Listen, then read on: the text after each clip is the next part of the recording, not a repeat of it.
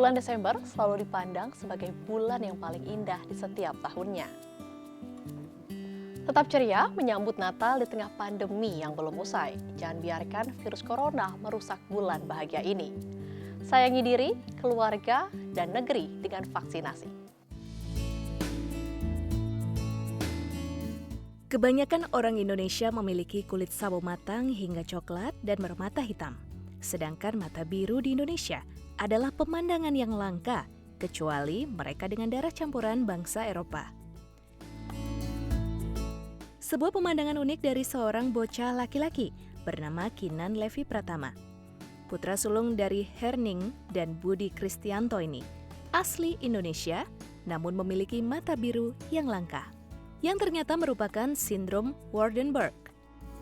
Awalnya itu kalau dari lahir kita pikir heterokremia ya, karena kan memang ada kondisi medis yang menyebabkan heterokremia itu memang ada. Jadi mata anak tuh jadi satu biru, satu coklat, satu hijau, satu coklat, warna hijau, warna biru itu memang ada kalau di dunia medis.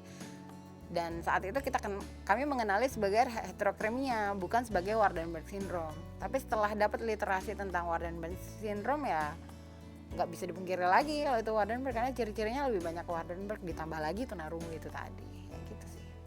Kinan, mau main sepeda? Iya, nanti kalau main sepeda pakai masker ya. Loh, maksudnya masker? Iya, pakai telinga. Oh iya. Oh terus orangnya pakai ini nak, tuh pakai masker, pakai kayak gini nih, pakai masker ditutup gitu, gitu ya. Gini, udah mulai paham nih, udah mulai catch, oke? Ya, nanti kalau main sepeda pakai masker, oke? Gimana gambar orang pakai masker? Oke, oh iya, Sindrom Waardenburg ini mempengaruhi 1 dari 42.000 orang, ditandai dengan sedikit gangguan pendengaran. Iya, awalnya itu kita taunya tunarungu, kemudian dokternya tuh ada kecenderungan kok secara fisik itu agak berbeda ya, karena kan tunarungu itu kan sebenarnya tunarungu itu kan tidak datang sendiri ya Mbak. Tunarungu itu kan pasti ada yang menyebabkan dia tunarungu tuh apa gitu. Dulu awal-awal kita pikir itu rubella, karena kan rubella happening banget tuh. Tapi setelah dilihat fisiknya, dokternya punya kecenderungan bahwa ini Waardenburg syndrome. Sampai akhirnya kita konsul ke beberapa dokter, terus cari literasi juga beberapa, dan memang kecenderungannya besar ke Waardenburg syndrome.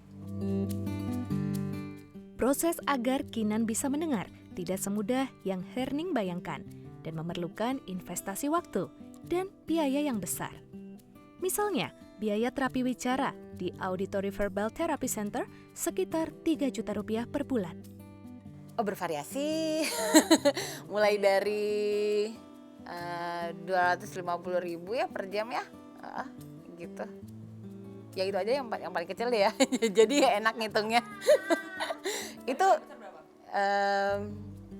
kalau yang AVT itu bisa sampai 1 juta sih per jamnya ya, karena kan beda-beda ya skill set terapis dan juga skill set anak, kemampuan mereka untuk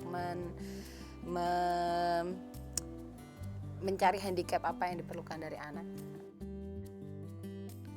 Orang tua yang punya anak berkebutuhan khusus seperti Herning biasanya akan melewati beberapa fase sebelum akhirnya menerima kondisi si kecil sepenuh hati.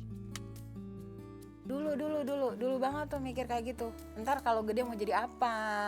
Hidupnya gimana? Kerjanya apa?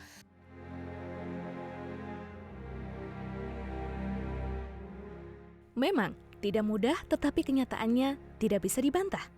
Meski si kecil berbeda dari anak lain seusianya, ia tetap buah hati yang memerlukan kasih sayang dan dukungan penuh dari kedua orang tua, keluarga maupun orang-orang di sekitarnya. Karena menurut aku sih karakter itu lebih penting. Kalau yang kepintaran itu nanti dia bisa nyusul. Kayak umpamanya tiba-tiba dia akan perlu aljabar atau tidak, itu kan urusan nanti. Tapi bagaimana dia kalau mau pergi pamit, datang cium tangan, habis selesai makan naruh piring ke wastafel, itu kan lebih utama ketimbang yang kayak gitu. Itu terlalu jauh lah, itu ada waktunya sendiri. Tak ada orang tua yang tega jika buah hatinya dipandang sebelah mata oleh anak lain. Anak berkebutuhan khusus biasanya kerap dijauhi oleh anak-anak lain lantaran berbeda secara fisik. Oh, kalau Kinan sih alhamdulillah sama temen-temennya itu termasuk oke ya. Aku senang juga sih, maksudnya lingkungannya itu lingkungan yang anak-anaknya bisa menerima gitu. Maksudnya dengan keadaan Kinan pakai alat, itu kan pasti ada anak-anak yang suka nanya gitu. Maksudnya itu dia pakai apa? Bapak ibu dia pakai apa? Om tante dia pakai apa? Gitu. Kok Kinan pakai kayak gitu? Atau kok Kinan kok nggak ngomong-ngomong gitu. Itu kan gimana kita menyampaikan ya ke anak-anak. Paling kita bisa bilang Kinan lagi belajar ngomong, atau kalau anaknya masih kecil, Kinan kok pakai alat sih gitu. Itu kan paling tinggal dijelasin, oh Kinan telinganya sakit, makanya Kinan pakai alat supaya bisa dengar lebih jelas. Gitu aja sih maksimal deh kita bisa pakai bahasa anak-anak. Di tengah pandemi, mendidik anak berkebutuhan khusus dinilai cukup menantang karena guru tak bisa terlibat langsung untuk menstimulasi sehingga peran orang tua begitu dibutuhkan. Kalau selama pandemi harus diakui kita semua akan lebih ketat ya sama anak-anak. Contoh terapi di rumah sakit itu saya stop sama sekali. Akses ke tempat-tempat yang riskan itu kita stop. Kalau nutrisi Kinan sebenarnya nggak berbeda dengan anak-anak biasanya sih. Cuma memang dia ada dia tuh nggak bisa amoxilin. Tapi kan itu anak mana sih yang nggak bisa amoxilin, pasti ada kan itu di semua. Waardenburg sendiri tidak menular, tidak ditularkan, lalu juga tidak berpengaruh banyak pada organ tubuh yang lain, hanya pada pendengaran kalau di Kinan, tidak mengganggu gitu. Secara fisik dia oke, hanya pendengarannya saja. Menjadi social support tidak hanya berbicara mengenai orang tua atau kita dalam membantu anak-anak spesial ini. Izinkan mereka untuk berbagi, mengetahui bahwa apa yang mereka alami juga dapat membantu menginspirasi orang tua lain.